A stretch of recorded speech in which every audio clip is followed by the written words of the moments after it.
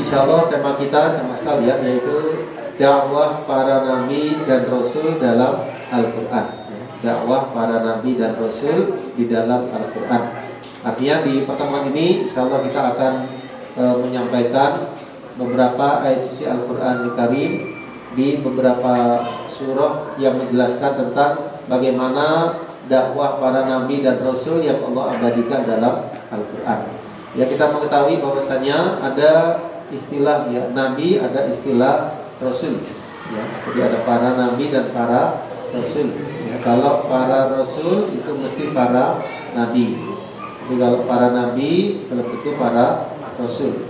Ya, para nabi dan para rasul mereka adalah manusia atau hamba-hamba Allah yang terpilih, yang dipilih untuk menyampaikan wahyu. Ya, dan jumlah mereka sama sekali ya, jumlah mereka banyak, tapi yang diberitahukan kepada kita ada 25 para nabi dan para rasul. Ya, di antaranya nabi yang pertama yaitu Nabi Adam alaihissalam. Ya, kemudian ada lagi Nabi Idris, ya, kemudian ada lagi Nabi Nuh alaihissalam yang merupakan rasul yang pertama. Ada lagi Nabi Hud alaihissalam, ya, Nabi Soleh, ya, kemudian ada lagi Nabi Ibrahim, ya, Nabi Ismail, ya, Nabi Ishak, ya, dan para nabi dan rasul yang lainnya sampai Nabi Muhammad sallallahu alaihi wasallam. Kita saja.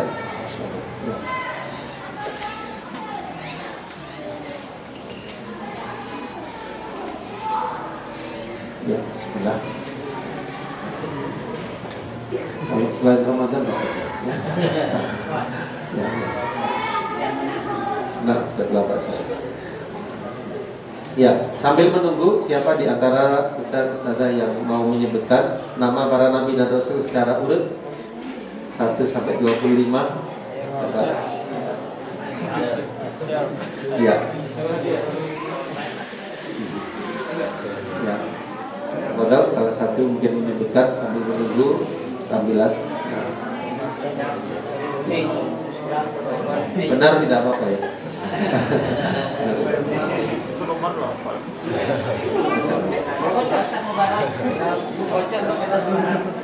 Ya, Profesor Lutfi.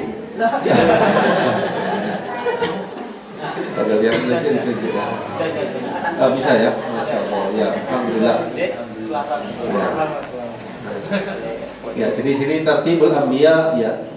Urutan para nabi dan rasul dari Nabi Adam sampai Nabi kita Muhammad sallallahu alaihi wasallam yang tertera ya, penyebutan nama-nama mereka dalam Quran dan dalam As-Sunnah ya, di antaranya Nabi Adam alaihissalam, Nabi Idris, ya, Nabi Nuh, Nabi Hud, ya, Nabi Soleh, Nabi Ibrahim, ya, kemudian Nabi Lut, ya, Nabi Lut satu zaman ya dengan Nabi Ibrahim, kemudian Nabi Ismail dan Nabi Ishak, Nabi Shu'aib, ya, kemudian Nabi Yakub, ya, kemudian putra Nabi Yakub, Nabi Yusuf, ya, Nabi Ayub, Nabi Zulkifli, Nabi Yunus, ya, Nabi Musa, Nabi Harun sezaman dengan Nabi Musa alaihissalam, Nabi Ilyas, Nabi Ilyasa, Nabi Dawud, Nabi Sulaiman, Nabi Zakaria, Nabi Yahya, Nabi Isa, dan yang terakhir Nabi Muhammad sallallahu alaihi wasallam. Di sini 23 karena ada yang digabung.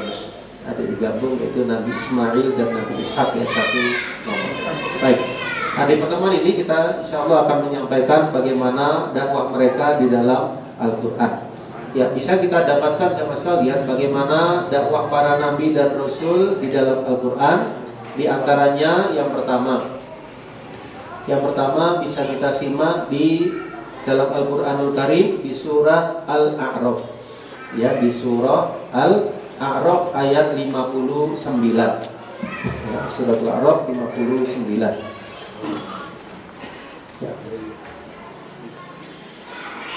Ya, a'udzu billahi minasyaitonir rajim. Laqad arsalna Nuhan ila qaumihi. Ya, jadi sungguh kami telah mengutus Nabi Nuh alaihi salam ila qaumihi, ya, kepada kaumnya. Ya, jadi yang mengutus Allah Subhanahu wa taala. Faqala ya qaum, ya, kemudian Berkatalah atau bersabdalah Nabi Nuh kepada kaumnya, ya kaum, wahai kaumku, u'budullah, ya sembahlah oleh kalian Allah, malakum min ilahin ghairuh, ya tidak ada bagi kalian sesembahan selain Dia.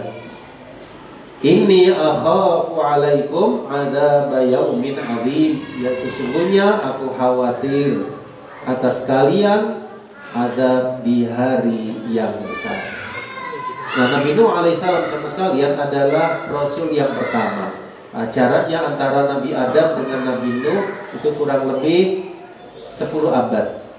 Ya, kurang lebih 10 abad. Ya, dulu di masa Nabi Adam alaihissalam ya belum ada kesyirikan. Ya, sampai berlalu 10 abad, maka disitulah mulai terjadi apa? Kesyirikan. Ya, disebutkan bahwasannya menurut penjelasan Ibnu Abbas radhiyallahu anhu, ada orang-orang soleh yang jumlahnya 5 orang, yang mereka itu wafat di waktu yang berdekatan. Ya, nama mereka adalah Wad, ya, Suwa, Yahus, Ya'uq, Nasr. Ya, 5 orang yang wafatnya berdekatan di 1 bulan. Ya, membuat heboh ya ketika itu, dan masyarakatnya ketika itu sama sekalian ya kaget ya. Jadi bisa berurutan ya 5 orang dalam waktu 1 bulan, dan bukan orang biasa, orang-orang soleh. Maka mereka pun berinisiatif ya sama sekalian untuk mengenang ya amal mereka, kesolehan mereka. Mereka berinisiatif untuk membuat lukisan ya, dari wajah-wajah orang-orang soleh tadi. Nah, kemudian generasi yang berikutnya mereka melihat ya, nenek moyang mereka membuat ada lukisan-lukisan wajah orang soleh. Ya, bagaimana kalau kita buat patung saja? Maka mereka pun membuat patung ya sama sekalian. Dan pada generasi yang berikutnya mereka melihat ya ada peninggalan patung-patung dari nenek moyang sebelumnya, maka mereka pun berinisiatif untuk menyembah patung-patung tersebut. Inilah cikal bakal terjadinya kesyirikan di muka bumi, yaitu di masa tersebut sama sekalian. Lalu Allah utus Nabi Nuh alaihissalam sebagai Rasul yang pertama. Ya, ini sebabnya, karena di masa sebelumnya belum ada kesyirikan. Adanya kesyirikan ketika akan diutusnya Nabi Nuh alaihissalam, sehingga beliau disebut sebagai Nabi dan Rasul. Tidak hanya Nabi tapi juga Rasul yang pertama. Nah, Nabi Nuh di sini menyampaikan ya, kepada kaumnya, u'budullah, sembahlah oleh kalian Allah, malakum min ilahin ghairuh, tidak ada bagi kalian sesembahan selainnya. Ya, maksudnya jangan kalian menyembah, di samping menyembah Allah juga menyembah yang lain, jangan. Tapi sembahlah kepada Allah semata. Sesungguhnya aku khawatir ya, kalian akan mendapatkan azab di hari yang besar. Maka apa jawaban kaumnya sekalian? Qalal malak, ya, berkata al-malak ya. Menurut penafsiran Imam Ibnu Katsir, al-malak ditafsirkan al-jumhur, ditafsirkan juga al-qadah, ditafsirkan juga as-sadah. Ya, maksudnya adalah mayoritas ya. Umatnya Nabi Nuh, termasuk juga qadah ya, para pemimpin ketika itu, orang-orang yang terkemuka dari kaumnya ya. Mereka mengatakan, inna lanaraka fi dhalalim mubin, sesungguhnya kami melihatmu, kami memandangmu wahai Nuh adalah berada di dalam kesesatan yang nyata. Di sini di antara pelajaran yang bisa kita ambil sama sekalian, bahwasannya orang yang memiliki kedudukan ya, orang yang terkemuka, pemimpin, itu punya pengaruh. Punya apa? Punya pengaruh. Di sini yang menyampaikan pertama itu adalah al-malak, berkata orang-orang yang terkemuka, orang-orang yang punya kedudukan. Kenapa kok mereka menyampaikan sesuatu? Ya, untuk mempengaruhi. Di samping mereka nggak mau beriman, mereka juga mempengaruhi yang lain ya, dari orang-orang yang nggak punya kekuasaan, nggak punya kedudukan, bukan orang yang terkemuka, supaya juga ikut jalan yang mereka, tidak mengimani dakwahnya Nabi Nuh alaihissalam. Saya ulang ya, jadi orang yang terkemuka, orang yang punya kedudukan, pemimpin itu pengaruhnya besar. Di masa Nabi SAW, kalau ada pemimpin kabilah satu masuk Islam, itu biasanya satu kabilah juga masuk Islam. Maka di sini hendaknya orang yang punya kedudukan, yang punya ketokohan sekalian memanfaatkan hal tersebut untuk mengarahkan manusia ke jalan kebaikan. Ya, jangan sampai sebaliknya, jangan sampai menyimpangkan manusia, jangan sampai menjauhkan manusia dari kebenaran. Karena kalau mereka ngajak kepada kebaikan, mereka juga dapat pahalanya. Tapi ketika menyimpangkan, mempengaruhi banyak orang, ya dengan kekuasaannya, dengan ketokohannya, lalu orang ikut kepada kesesatan, maka dia juga menanggung dosanya. Ya. Maka Nabi Nuh alaihissalam dengan penuh kesabaran sama sekalian, beliau mengatakan, ya qaum laisa bi dolalah, ya aku itu enggak sesat, ya aku itu tidak sesat, walakinni rasulun mir rabbil alamin, aku hanyalah utusan Tuhan semesta alam. Ya, ibrah yang lain sama sekalian bahwasannya kalau orang itu tidak suka, ya itu biasanya memberikan sesuatu label atau sebutan yang tidak baik. Ya, ini berlaku di semua zaman. Ya, jadi mereka nggak suka dengan dakwahnya Nabi Nuh, nggak mau beriman, mereka memberikan gelar tersesat, orang yang berada di atas kesesatan. Ya, jadi apapun yang dilakukan bukan dengan argumen, bukan dengan hujah yang benar, tapi dengan tuduhan atau statement yang menjatuhkan. Ya, kan menjatuhkan sekali ya, sekali. Misalnya ada orang menyampaikan, tiba-tiba ada orang lain bilang, wah ini dia nggak benar ucapannya, begini. Kira-kira mempengaruhi atau tidak? Mempengaruhi, langsung mempengaruhi bagi orang-orang yang lainnya. Kalau tidak berpikir secara objektif, ya, kebanyakan manusia mengikuti label atau gelar yang diberikan. Begitulah sama sekali. Sampai Nabi kita Muhammad SAW, ya di masa beliau, orang-orang yang tidak suka dengan dakwah beliau, para tokoh Quraisy itu juga memberikan sebutan yang tidak layak, ya disebut sebagai kahin, ya disebut sebagai sahir, disebut sebagai syair, ya disebut sebagai kalbi, ya jadi tuduhannya itu berbeda-beda. Ya, pernah disebut sebagai dukun, pernah disebut sebagai penyihir, pernah disebut sebagai ahli syair, pernah disebut sebagai orang yang berdusta dan sebagainya. Ya itu menunjukkan mereka mengatakan dengan hawa nafsu, Ya. Zaman sekarang pun juga seperti itu ya. Mungkin ada orang yang teguh di atas agama, ada orang yang istiqomah, mungkin ada sesuatu yang menyebutkan dirinya dengan label yang tidak baik. Tapi di sini tanggapan para nabi dan rasul, mereka menanggapi dengan bijak. Mereka menanggapi dengan keteguhannya di atas kebenaran dan tidak terpancing dengan sebutan tadi. Nabi Nuh mengatakan, aku enggak sesat. Laisa bi dolalah, aku tidak di atas kesesatan. Aku hanya utusan Rabb semesta alam. Uballighukum risalati Rabbi, aku hanya nyampaikan risalah dari Rabbku. Ya terserah kalian mau beriman apa enggak, aku hanya nyampaikan risalah dari Rabbku. Wa ansahu lakum wa a'lamu minallahi ma la ta'lamun. Aku hanya menasihati kalian dan aku mengetahui tentang Allah apa yang kalian tidak ketahui. Pada akhirnya sama sekalian di ayat yang ke-64 mereka pun mendustakan, ya fakadzabuhu, mereka mendustakan. Ya ini tentunya setelah berlalu ya masa demi masa, tahun demi tahun, ya sampai Nabi Nuh alaihissalam berdakwahnya berapa? 1000 kurang 50 tahun ya. Jadi 950 tahun ya, bukan masa yang sebentar. Ya, bukan masa yang sebentar ya. Ada di antara kaumnya yang enggak beriman itu ketika beliau berdakwah itu mereka menutupi telinganya.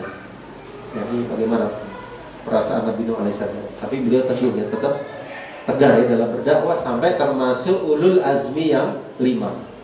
Ya, ulul azmi yang 5 yaitu Nabi Nuh alaihissalam, ya, Nabi Ibrahim, Nabi Musa, Nabi Isa dan Nabi Muhammad sallallahu alaihi wasallam. Ya, ini tidak mudah ya, tantangan yang berat, tantangan yang besar. Ya, coba saya nyampaikan seperti ini lalu semuanya menutup telinga. Bagaimana kira-kira? Mungkin saya hanya bertahan 5 menit habis itu keluar ya. Tapi Nabi Nuh alaihissalam bertahan ya, berabad. Ya enggak direkod ya, jadi gitu. Orang-orang yang kafir ya dari kaumnya. Tapi Nabi Nuh karena beliau diutus ya, kewajibannya menyampaikan.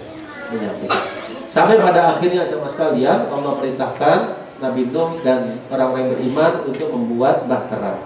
Ya, kemudian di sini disebutkan ya, Allah menjelaskan fa anjaynahu walladzina ma'ahu. Kami selamatkan Nabi Nuh dan orang-orang yang bersamanya. Ya, maksudnya yang beriman. di dalam bahtera tersebut. Wa aghraqna alladziina kadzdzabu biayatina, dan kami tenggelamkan orang-orang yang mendustakan ayat-ayat kami. Innahum kanu qauman amin, sesungguhnya mereka yang tidak beriman dari kaumnya adalah kauman amin, kaum yang buta. Ya, bukan buta mata tapi buta mata hatinya. Ini yang pertama. Yang kedua, jemaah sekalian, masih di surah yang sama, yaitu nabi yang lain di masa yang berbeda, ya, rasul yang mulia, yaitu Nabi Hud alaihi salam. Ya, Allah jelaskan, wa ila 'adin akhahum huda, dan kepada kaum 'Ad, yaitu saudara mereka Nabi Hud. Ya, di sini kita bisa ambil ibrah, ya, bahwasannya Allah kalau mengutus para nabi dan rasul, jemaah sekalian, itu bukan orang jauh, bukan orang asing, ya, tapi orang yang dari kaumnya tersebut.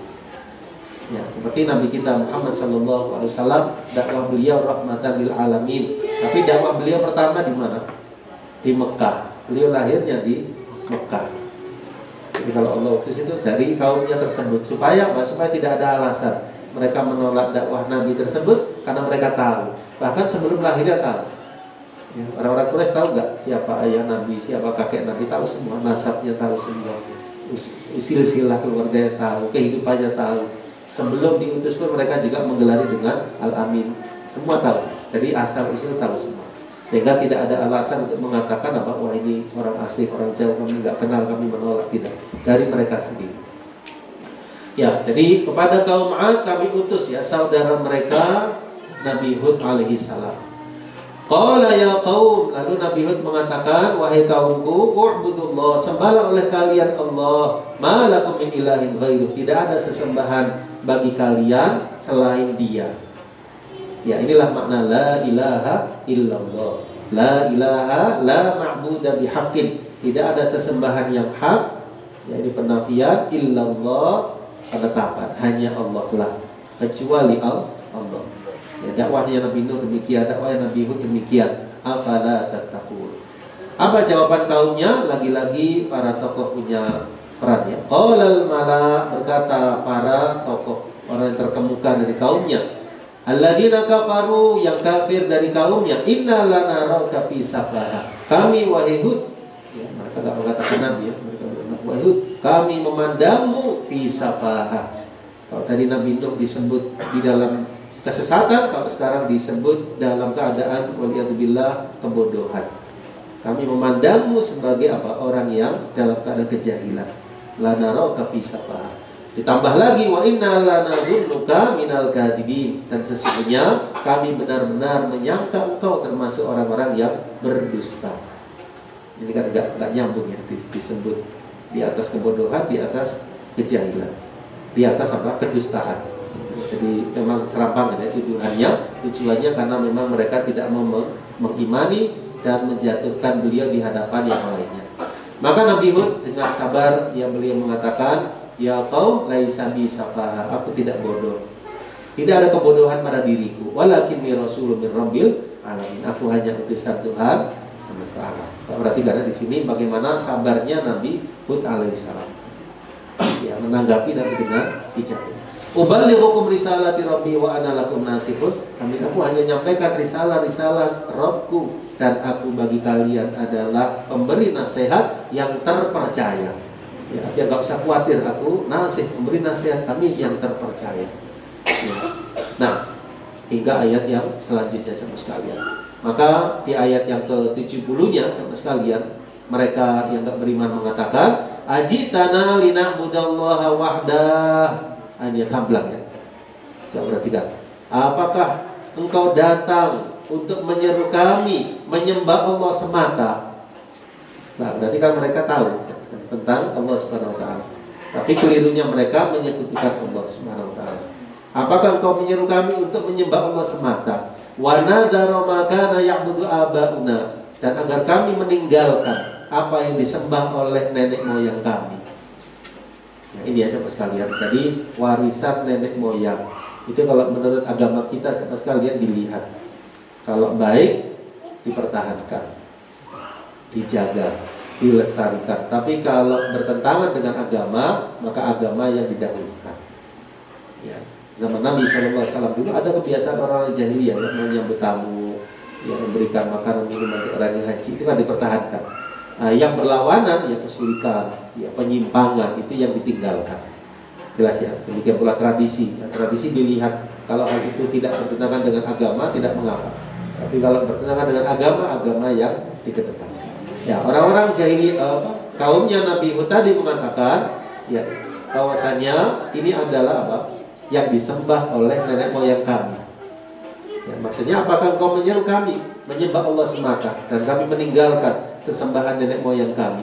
Fatina bima ta'iduna in kunta minas shodiqin. Datangkan kepada kami apa yang kau janjikan kalau engkau memang termasuk orang-orang yang benar.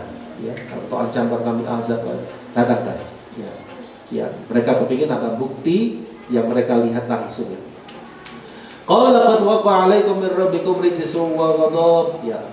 Atujadilunani fi asma'i sammaitumuha, sampai akhir ayat. Ya, pada akhirnya Allah Subhanahu wa taala selamatkan Nabi Hud alaihi salam dan juga kaumnya yang beriman, dan Allah binasakan kaum Ad yang mereka diberikan ya kelebihan berupa kekuatan fisik yang luar biasa, tapi mereka sayang sekali ingkar, durhaka kepada Nabi Hud alaihissalam. Pada akhirnya mereka pun dibinasakan. Ya. Kemudian Nabi dan Rasul yang berikutnya sama sekalian di masa yang lain, yaitu Nabi yang diutus kepada kaum Tsamud yang bernama Nabi Shalih, ya Nabi Shalih. Wa ila Tsamud akhahum Shalihah, dan kepada kaum Tsamud saudara mereka kaum yaitu Nabi Shalih. Ya, lagi-lagi dari kaumnya tersebut diutus. Qala ya qaumi ibudullah. Nabi Shalih menyampaikan, wahai kaumku, sembahlah kepada Allah. Ini ibrah juga ya bahwasanya intisari ya, para nabi dan rasul dakwah mereka itu sama, yaitu mengajak kepada tauhid, menjauhkan manusia dari segala macam bentuk kesyirikan. Intisari dakwahnya sama. Sembahlah oleh kalian Allah, malakum min ilahin ghair. Ya persis kalimatnya, tidak ada bagi kalian sesembahan yang lain selain Dia. Qad ja'atkum bayyinatun min rabbikum. Ya telah datang, sungguh telah datang atas kalian penjelasan ya, maksudnya di sini mukjizat dari Rabb kalian. Hadhihi naqah. Ya, sehingga dikenal ya mukjizatnya Nabi Shalih adalah unta betina. Naqatullahi lakum fadharuha. Biarkan ya unta ini untuk ya makan ya di bumi Allah. Jangan kalian menyentuhnya, jangan mengganggunya. Fayakhudhakum adzabun alim. Ya. Baik. Kemudian di ayat yang berikutnya ya, 74 kemudian 75-nya sama sekalian. Qalal mala'ul ladzina istakbaru. Ya, berkata lagi-lagi para tokoh, orang-orang terkemuka dari kaumnya yang istakbaru, yang menyombongkan diri. Mereka mengatakan kepada orang-orang yang keumuman, yang bukan tokoh, yang dianggap lemah ya, yang mereka itu beriman.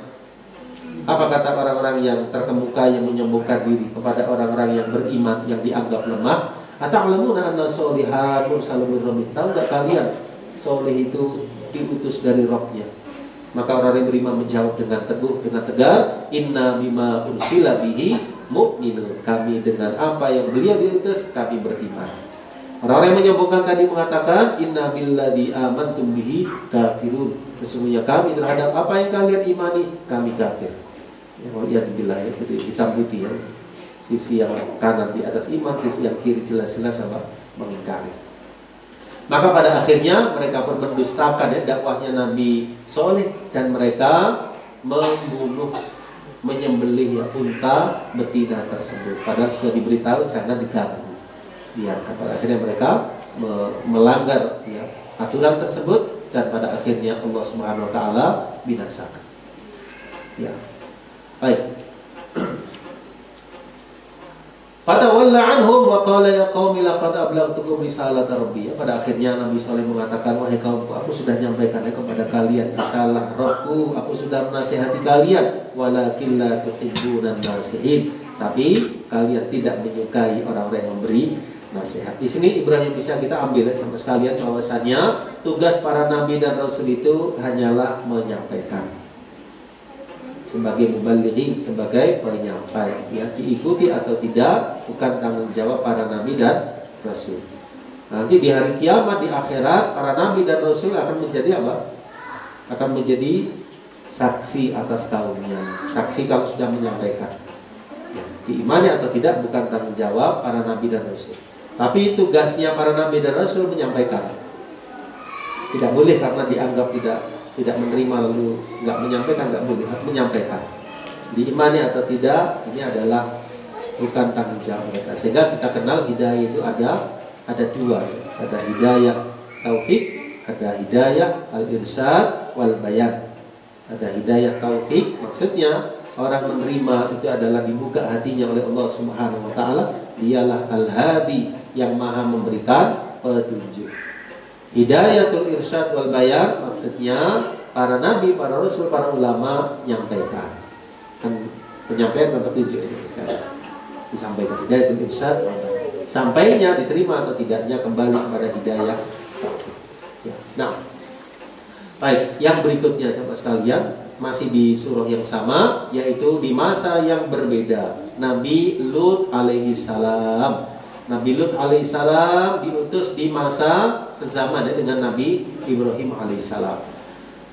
Di antara dakwahnya Nabi Lut alaihi salam, ya, beliau menyeru kaumnya, yang mana kaumnya yang tidak beriman, di samping mereka nggak beriman, mereka juga melakukan sebuah perbuatan yang belum pernah dilakukan umat sebelumnya. Yaitu apa coba sekalian? Kata Nabi Lut alaihissalam, atatunal fahisyata ma sabaqakum biha min ahadin minal alamin. Apakah kalian melakukan perbuatan fahisyah, ya, yang belum pernah dilakukan oleh seorang pun sebelum kalian? Innakum lata'tunar rijala syahwatan. Kalian mendatangi laki-laki untuk melampiaskan nafsu kalian. Min dunin nisa, dan bukannya kepada wanita. Ya, inilah yang diistilahkan dengan homoseksual kalau perempuan lesbian. Adapun istilah yang sering ya didapati di kitab-kitab disebut lutiyah ini, maka ini dikritisi oleh dosen kami dulu di Madinah, dan beliau tidak sepakat dengan istilah tersebut karena menamakan dengan lutiyah itu ada kaitannya dengan Nabi Lut alaihissalam. Ya, maka lebih baik kita katakan kalau berbahasa Arab ya perbuatan yang dilakukan oleh kaumnya Nabi Lut alaihissalam. Ya, beliau mengatakan apa biasanya Nabi Lut ya sampai diistilahkan dengan lutiyah. Kalau bahasa Arab yang sering diistilahkan dengan lutiyah. Yang lebih tepat adalah perbuatan yang dilakukan kaumnya Nabi Lut alaihissalam. Ya. Ini adalah dosa besar ya sama sekalian, yang mana ini adalah menyimpang dari fitrah. Ya, fitrahnya Allah berikan itu kecondongan kepada lawan jenis, ya, laki kepada perempuan, perempuan kepada laki-laki. Ya, dan Islam memberikan jalan yaitu dengan jalan an-nikah, ya, az-zawaj atau an-nikah. Itulah yang digariskan ya dalam agama kita, yang dengannya ya, kebutuhan, keinginan ya dalam diri kita tersalurkan. Ya, dan itu sesuai dengan apa yang Allah SWT dan Rasulnya gariskan. Tapi kalau seseorang menyimpang ya baik dari jalan zina maupun LGBT, maka ini adalah penyimpangan yang besar, dan itu adalah dosa besar.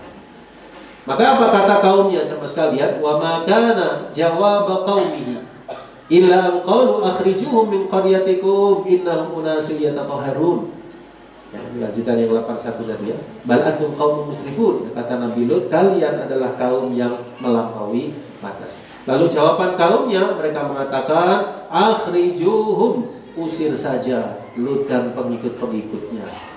Ya, sampai seperti dia tantangannya, diusir ya, disuruh untuk mengusir Nabi Lut dan kaumnya min qaryatikum, dari desanya, dari daerahnya. Innahum unasun yatatahharun, mereka itu berpura-pura mensucikan diri. Ya, kalau bahasa kita sekarang Pak, sok suci. Dianggap seperti itu, ya, dilecehkan seperti dihina seperti itu sekalian. Ya, tapi Nabi Lut tidak berhenti dari dakwahnya, dia terus menyampaikan. Pada akhirnya Allah SWT selamatkan Nabi Lut dan kaumnya yang beriman, dan Allah binasakan kaumnya yang tidak beriman termasuk istrinya. Fa anjaynahu wa ahlahu illam ra'atahu kanat minal ghabirin. Ya, kami selamatkan dia, yaitu Nabi Lut dan pengikutnya, kecuali istrinya. Istri berkhianat, dia termasuk orang-orang yang tertinggal atau dibinasakan. Ya, jadi wa amtarna alaihim matara, kami turunkan kepada mereka hujan. Ya, bukan hujan air, hujan batu. Jadi negerinya itu dibalik sekalian, kemudian dilempari batu. Ini siksaan yang luar biasa kepada kaum yang durhaka, ditambah mereka melakukan perbuatan yaitu sesama jenis. Nah, ini yang di masa sekarang luar biasa ya, hal tersebut ada, dan bahkan dosa-dosa yang lain yang dilakukan umat dahulu ada, yang tidak ada di masa dulu juga ada di masa sekarang. Maka di sini perlu kita benteng ya, sama sekali terutama kepada anak-anak kita, remaja kita, dari kecenderungan kepada sesama jenis.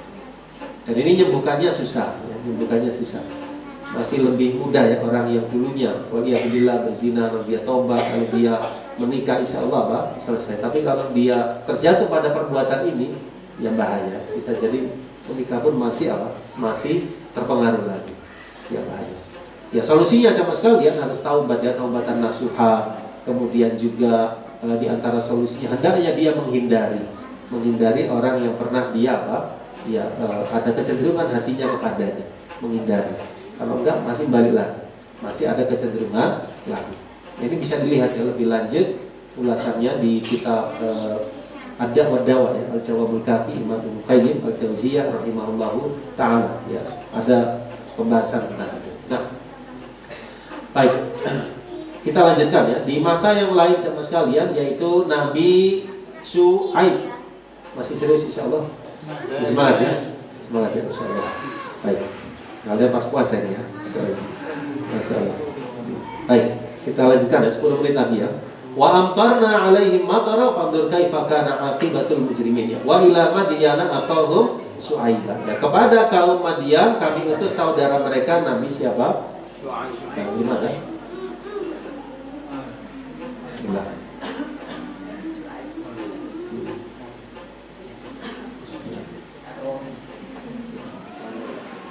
Ya, jadi kepada kaum Madian diutus oleh Allah Nabi Syuaib. Ya, Nabi Syuaib sekalian yang menyampaikan kepada kaumnya supaya mereka juga menyembah kepada Allah semata. Dan di antara dosa yang dilakukan oleh kaumnya yang tidak beriman, selain mereka ingkar, mereka juga apa? Apa dosa yang dilakukan kaumnya Nabi Syuaib? Mengurangi takaran dan timbangan. Mengurangi takaran dan timbangan. Ini ya. Sehingga nasihat beliau, fa'auful kaila wal mizan, maka penuhilah takaran dan timbangan. Ya, wala tabkhasun nas, ya, jangan kalian berlaku curang atau mengurangi bagi manusia takaran dan timbangannya. Jadi nggak boleh dalam Islam curang ya di dalam jual beli. Ya, ketika menjual ya sesuatu dia berlaku curang, mengurangi kadarnya atau menipu ya. Termasuk juga apapun ya, baik dalam takaran maupun timbangan ya, ada unsur kecurangan, ada unsur kenapa sih tadi oplosan ya. Ya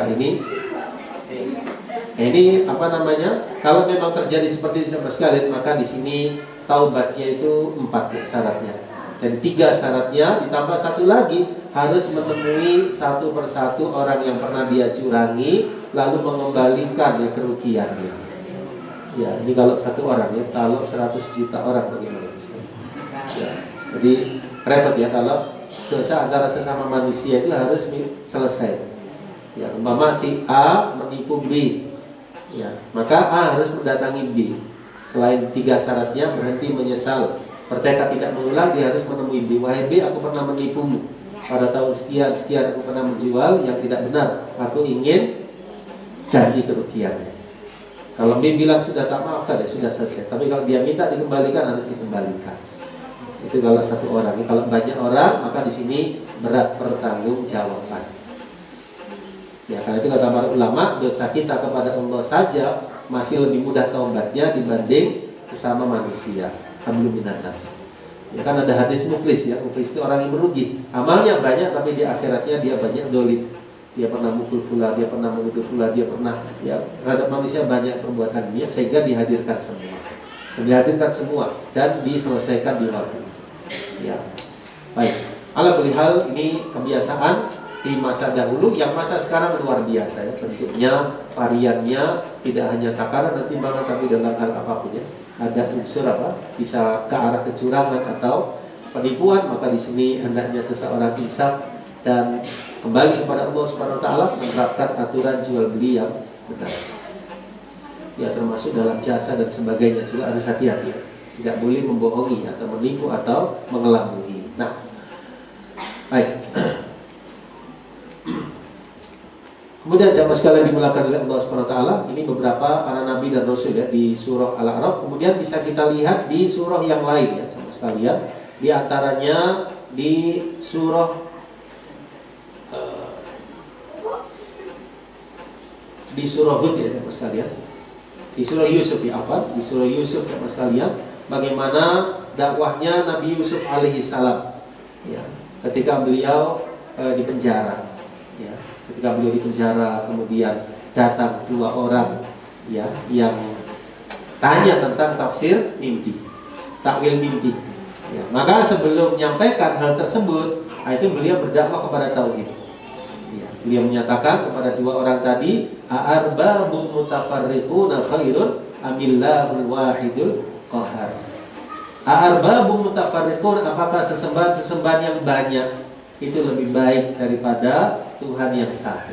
Ya, didakwahi dulu dua orang tadi. Padahal tujuannya dua orang tadi ingin tanya tentang tafsir mimpi.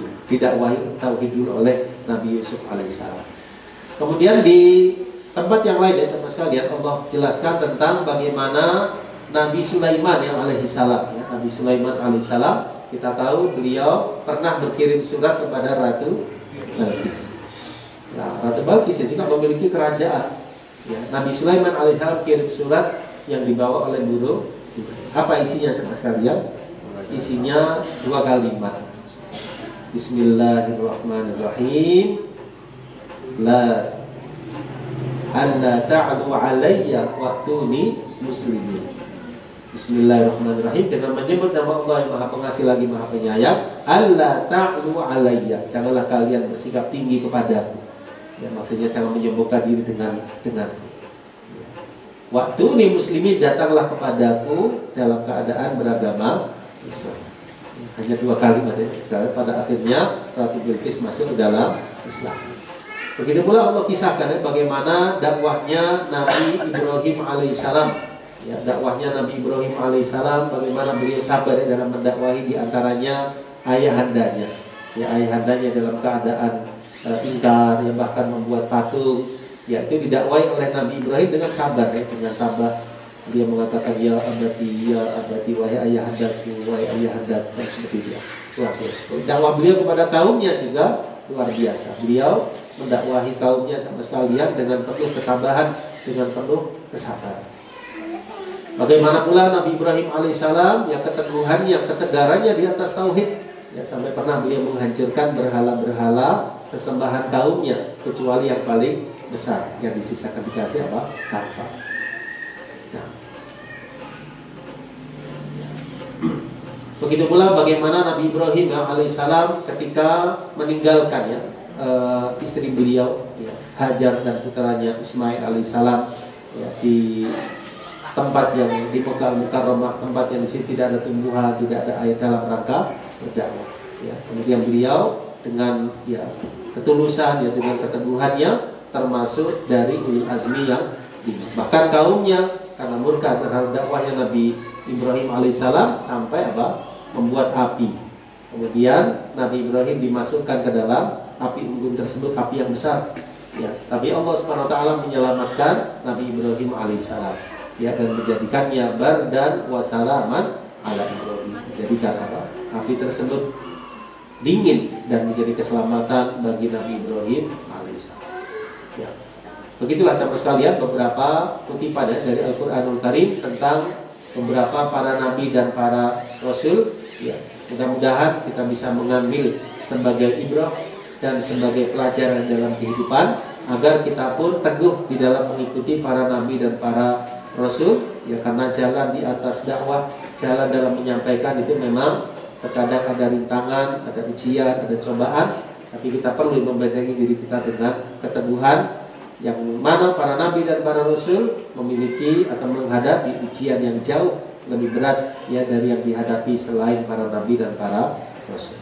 Demikian ya, insya Allah apa yang bisa saya sampaikan. Barangkali ada yang kurang jelas dari uraian tadi sekalian.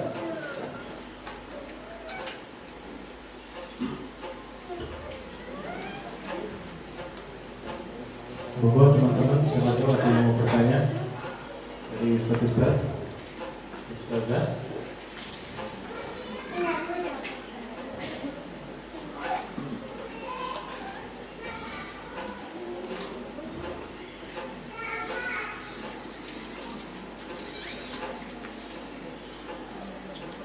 Wadah insyaallah. Saya Oh iya, Ustaz. Saya mau tanya, tadi kan disampaikan bahwasanya tugas para nabi dan rasul itu adalah menyampaikan. Nah, kita ini kan sebagai pendidik, gitu, sebagai guru, apakah hanya cukup kita itu menyampaikan, terus tidak ada sebuah paksaan atau lain sebagainya? Jadi misalkan kita sudah menyampaikan nih, Mas, tidak boleh seperti itu. Gitu. Ternyata kan masih lanjut. Apa kita itu sudah selesai tugas kita? Apa kita itu terus harus kita punya kekuasaan? Kita guru kan punya kekuasaan untuk murid-murid dan lain sebagainya. Apakah itu juga sekedar kita menyampaikan cukup selesai atau harus melanjutkan lagi ketika itu ada apa namanya punya kekuasaan gitu, kemudian dan sebagainya. Ya, bisa keluar Ustaz. Kalau di lingkungan tempat kita sama sekali kita punya kewenangan ya, maka di situ tidak mengapa memberikan sebuah aturan yang sifatnya ke arah kebaikan.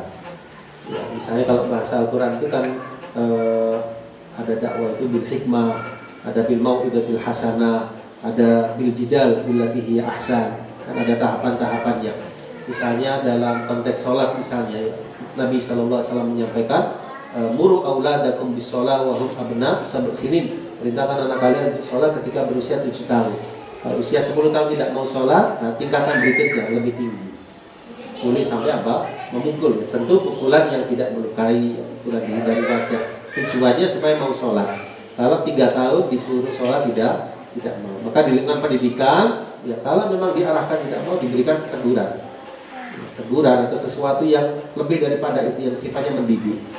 Ya, bukan kekerasan, bukan ya, kedoliman, bukan, tapi sifatnya mendidik.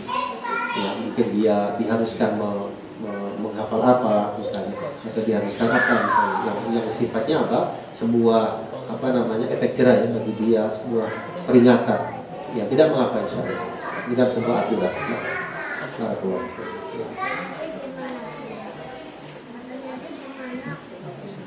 Ya, seperti di masa Abu Bakar, Khalifah Abu Bakar ini ada di antara kaum muslimin yang ketika itu yang enggan membayar zakat. Itu kan tidak dibiarkan diperangi gitu. Di negeri Islam itu kan zakat tidak ditunggu, tapi diambil, diminta. Di negeri Islam ya, diminta. Jadi tidak nunggu bola dijemputnya. Tapi ketika ngambil dari orang-orang yang agniya tadi, diambil yang pertengahan. Ya kan bisa ngambil kambing atau sapi yang dizakati. Jadi yang pertengahan, tidak yang paling mahal nilainya, tidak pula yang bawah, tapi yang pertengahan. Ya, seperti itu. Kalau ada yang nyerahkan diterima, tapi kalau tidak diambil, kalau itu ada ambil zakat. Nah, ketika ada yang membangkang tidak mau diperangi. Ya tentu semua melihatnya kepada apa? Kepada keadaan ya. Mana yang lebih maslahat? Mana yang lebih apa? Maslahat. Nah, saya punya buku di rumah itu ada satu jilid, judulnya tentang amar ma'ruf dan nahi munkar. Ya, kalau tidak salah judulnya Dawabit ya. Dawabit amri bil ma'ruf wa nahi anil munkar. Ya, dawabitnya bagaimana? Aturan-aturan kaidah-kaidahnya bagaimana? Ya, itu ada. Di antaranya orang yang beramar ma'ruf nahi munkar mesti dia tahu itu ma'ruf sehingga dia perintahkan yang ma'ruf. Dia mesti tahu itu munkar sehingga dia melarang dari yang munkar. Ya, jangan sampai dia perintahkan yang ma'ruf sementara bukan ma'ruf. Dan jangan sampai dia melarang yang munkar sementara itu bukan harus di atas ilmu, harus sabar, ya, juga harus sabar dengan cara yang baik. Gitu ya. Kemudian para nabi dan rasul tadi ketika menyampaikan, mereka ingin umatnya itu sadar. Ibaratnya seorang dokter yang mengobati pasien. Ya, walaupun nggak mau itu kan caranya, apa caranya dia terobati, dia cari sembuh seperti itu. Ya, jadi tujuan berdakwah itu pada akhirnya apa? Tujuannya meraih mardatillah. Ya, jadi mengajak, ya da'una ilallah, mengajak manusia ke jalan Allah. Jadi bukan menyeru kepada dirinya, bukan menyeru kepada dunia, bukan menyeru kepada harta dan jabatan, tapi menyeru kepada Allah Subhanahu wa Ta'ala. Ya. Nah, insyaallah demikian saja. Ya. Jadi ada penyampaian, ada dengan ucapan, ada dengan kuduah. Ya, dengan kuduah juga tidak hanya ucapan, ya kita juga dengan perangai, dengan sikap yang dilihat oleh diri. Nah, ya silakan. Saya ada waktu saja. Ya silakan. Ya.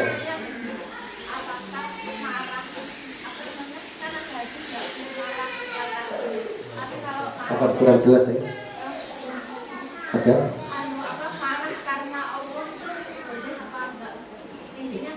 Oh ya. Ya, ya. Ya, jelas. Nah, wadah.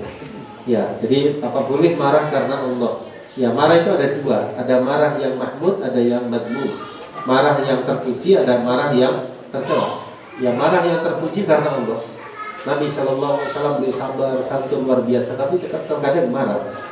Marah kalau ada sesuatu yang dilanggar. Dan para sahabat itu tahu dari wajah. Jadi Nabi itu apa ya? Kalau bahasa kita itu sangat polos sekali. Kalau beliau ceria, bahagia tampak di wajah. Kalau beliau nggak suka juga tampak di wajah. Kalau beliau marah juga tampak di wajah. Jadi beliau tidak bersikap apa? Ya, tidak bersikap lain di hati lain, tidak. Beliau apa adanya. Nah, para sahabat bisa nandai, wah ini Nabi marah, ini Nabi senang, kelihatan dari wajahnya. Misalnya yang Nabi marah ketika sahabat Usamah, ya pernah keliru bunuh. Jadi yang dibunuh itu mau ya dalam konteks ya, sehingga saya dalam konteks jihad fisabilillah. Ketika mau bunuh, yang dibunuh bilang la ilaha illallah, asyhadu alla ilaha illallah. Sama Usamah pun dibunuh. Ya, lalu sampai berita itu kepada Nabi sallallahu alaihi wasallam, maka beliau pun marah. Ya, beliau menyatakan, ya, apakah kau membunuhnya padahal dia sudah mengucap la ilaha illallah? Maka sama bilang Rasul, dia paling takut mengucapkan itu. Kalau saya bunuh lalu dia bilang la ilaha illallah. Nabi menyampaikan, apakah kau membunuhnya padahal dia sudah mengucap la ilaha illallah? Apakah kau membunuh? Sampai kata Usamah, aku berharap semoga pas ketika itu aku baru masuk Islam. Ya maksudnya kalau baru masuk Islam kan nggak tahu hukumnya. Aku berharap seandainya ketika itu posisiku sedang baru masuk Islam. Nah, ketika itu Nabi mengulang-ulang, termasuk ketika menyampaikan masalah persaksian palsu, itu kan asalnya Nabi Sallam apa? Bersandar ya, kemudian beliau duduk biasa. Ala wa syahadatu zur, ala wa syahadatu zur, ala syahadatu. Sampai para sahabat apa? Kesian ya, kepada Nabi Sallallahu Alaihi Wasallam supaya beliau bekas apa? Menghentikan sabdanya. Ya berarti saking pentingnya masalah itu supaya jangan sampai orang bersaksian palsu. Setelah menyebutkan tentang syirik, tentang dosa yang berikutnya, kemudian yang ketiga tentang syahadat zur. Asalnya beliau bersandar kemudian duduk biasa dan mengulang-ulangi. Ketika khutbah di atas mimbar itu kan beliau seperti panglima di medan perang, mata beliau memerah, suara beliau lantang. Kalau nasihat mau itu sahabat bisa sampai nangis. Ya, jadi luar biasa Nabi Sallam dalam segala keadaan bisa menyampaikan dengan berbagai cara. Bisa dengan cara lantang, bisa dengan cara lirik, dengan cara sampai menyentuh hati. Ya, sallallahu wasallam. Jadi kesimpulannya marah boleh, bahkan baik ya ketika apa? Ketika keadaannya tepat. Ya, misalnya marah ketika anak kita tidak mau sholat, ya, padahal sudah balik, ya kan? Lemah lembut hati ya nggak masuk, ya. Apalagi anak zaman sekarang. Ya, marah tujuannya marah yang baik. Kalau dia nggak mau ya, diperintahkan sholat nggak mau, usia usia balik nggak mau sholat ya, maka di sini lebih keras sifatnya. Nah, supaya dia mau sholat gitu ya. Kalau bisa dengan cara yang baik, ya dengan lemah lembut, alhamdulillah.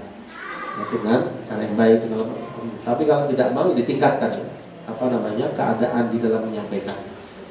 Marah yang tercela ini yang dilarang, ya. Marah tercela, ya, marah tidak pada tempatnya. Ya, ada dua orang yang bersengketa di masa Nabi Sallallahu Alaihi Wasallam. Ya, satu bilang begini, satu bilang begitu. Lalu Nabi Sallam menyampaikan, aku tahu satu kalimat yang kalau saya diucapkan akan terjalah amarahnya.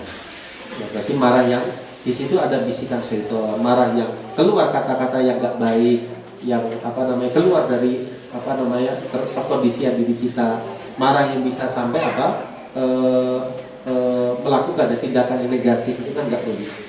Maka disuruh kalau berdiri disuruh tidur itu nggak bisa tetap marah, disuruh berbaring, ya, disuruh diam, ya. Disuruh mengucap a'udzubillahi minasyaitonir rajim.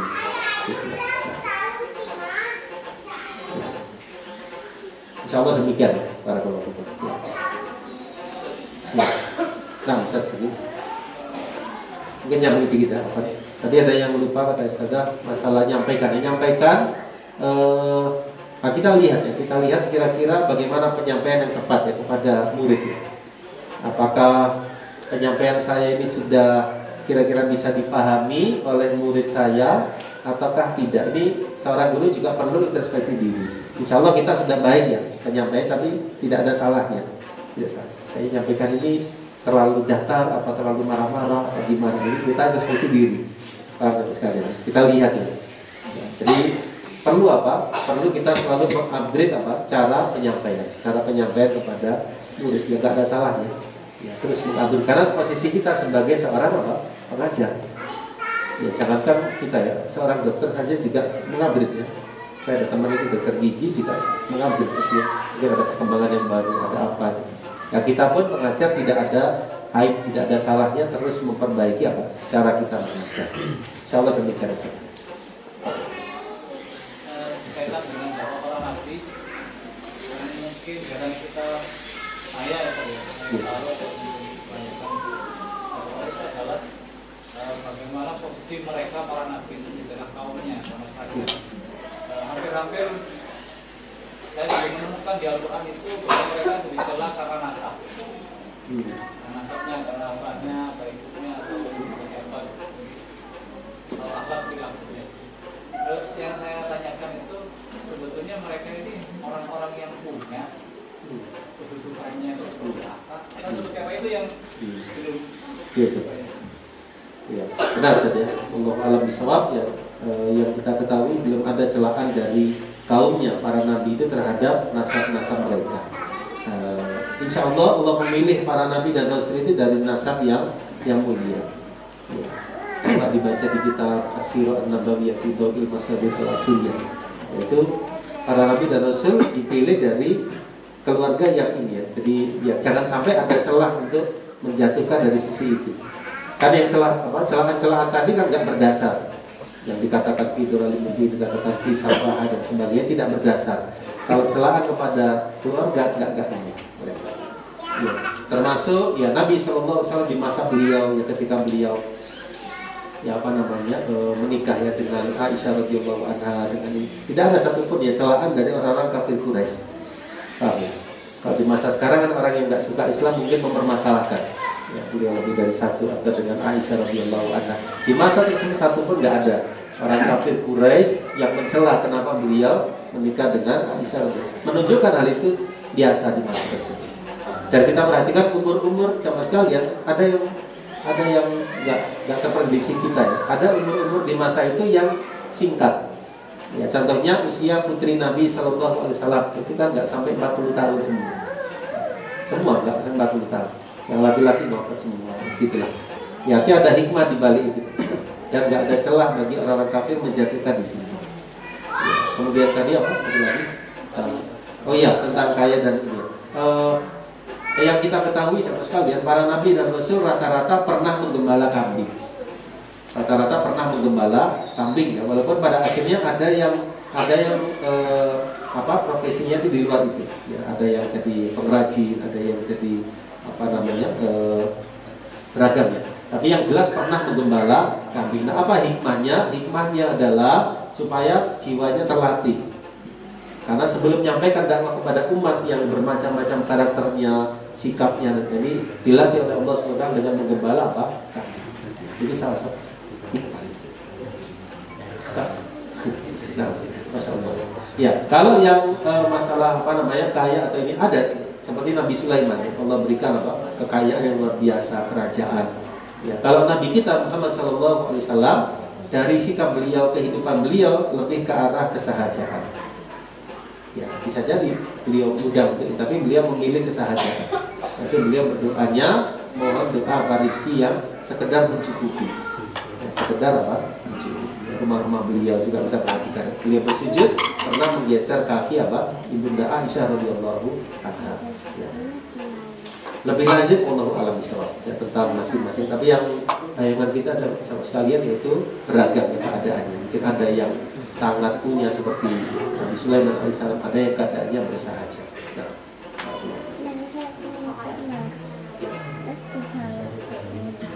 cukup insyaallah.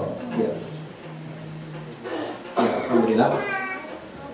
Ya, alhamdulillah kalau begitu kita cukupkan ya pembahasan kita. Semoga Allah Subhanahu wa taala memudahkan ya ibadah kita, puasa kita, yang lainnya dan amal-amal yang lain sampai akhir Ramadan nanti, dan semoga majelis kita diberkahi oleh Allah Subhanahu wa taala. Segala urusan kita dimudahkan, dilancarkan ya, termasuk rezeki kita dimudahkan oleh Allah Subhanahu wa taala, dan kemudahan kita dalam mendidik ya anak-anak kita, ya, siswa-siswi kita, sehingga menjadi anak-anak yang soleh, yang solihah, rumah tangga yang sakinah mawaddah warahmah. Amin ya rabbal alamin. Subhanakallahumma wa bihamdika asyhadu an la ilaha illa anta astaghfiruka wa atubu ilaik. Wa akhiru da'wana alhamdulillahi rabbil alamin. Wassalamualaikum warahmatullahi wabarakatuh. Waalaikumsalam warahmatullahi wabarakatuh.